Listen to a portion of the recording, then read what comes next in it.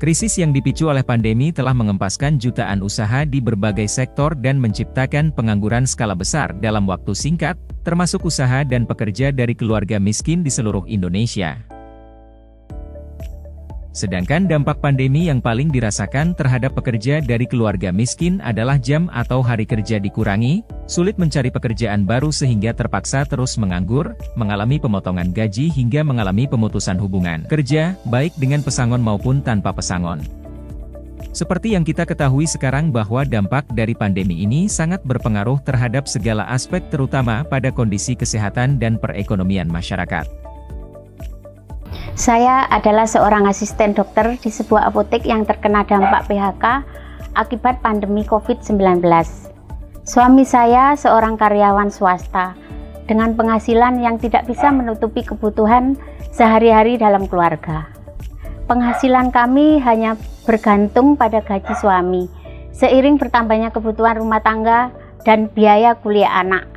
Saya merasa cemas dan harus mencari solusi untuk memenuhi kebutuhan yang semakin bertambah.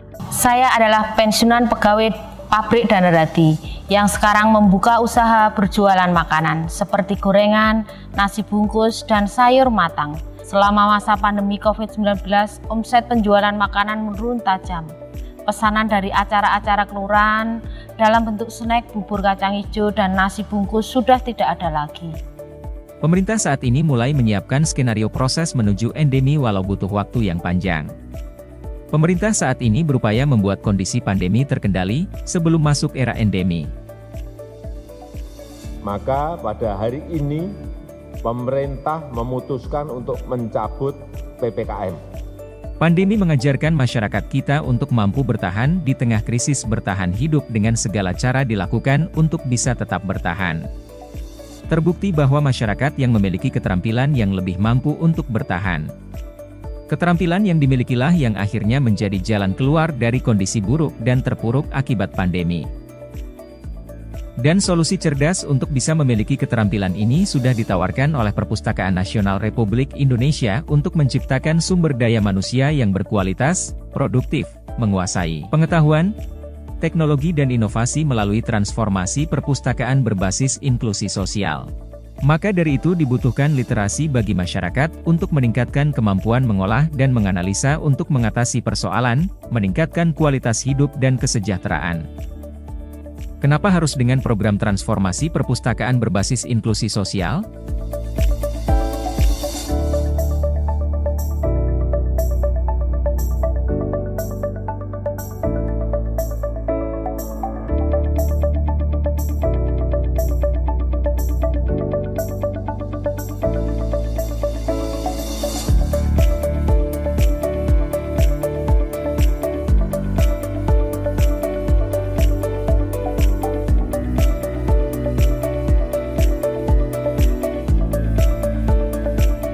Pengelola perpustakaan sangat membantu saya dalam mencari informasi yang dibutuhkan serta mengajarkan cara mempromosikan usaha yang akan dijalankan.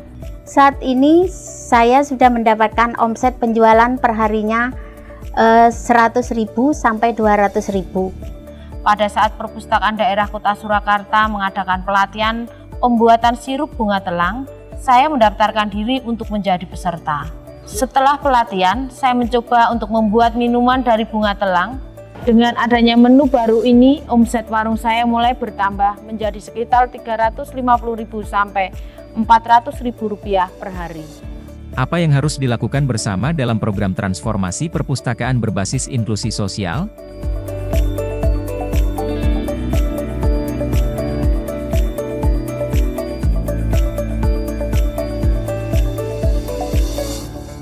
Mari sukseskan program transformasi perpustakaan berbasis inklusi sosial, solusi cerdas pemulihan ekonomi masyarakat pasca pandemi COVID-19 untuk kesejahteraan.